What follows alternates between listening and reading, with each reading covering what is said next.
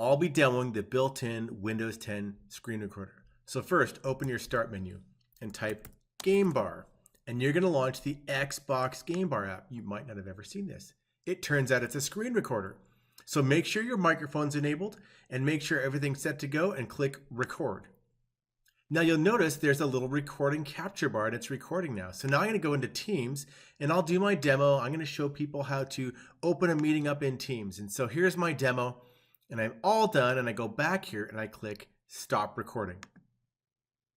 And it recorded it. And now where did it store that? Now let's go to the Windows Explorer. So I'm in the Explorer, and if I go to videos on this PC, you're going to see captures. And look at that, there's a little video that was recorded. Let's open that up. There's my video. Now you'll notice there's a little recording capture bar. So it recorded a video in just a couple of seconds.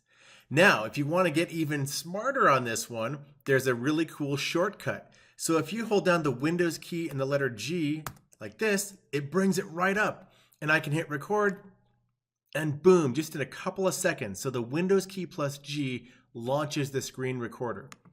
The other thing I'll make sure you want to do is make sure that your microphone is enabled here. If you go to Windows Settings, under Microphone, choose which Microsoft Store app. So scroll down and make sure that the Xbox Game Bar is on. If your microphone's off, you'll have to go into here into Windows Settings and enable it right here.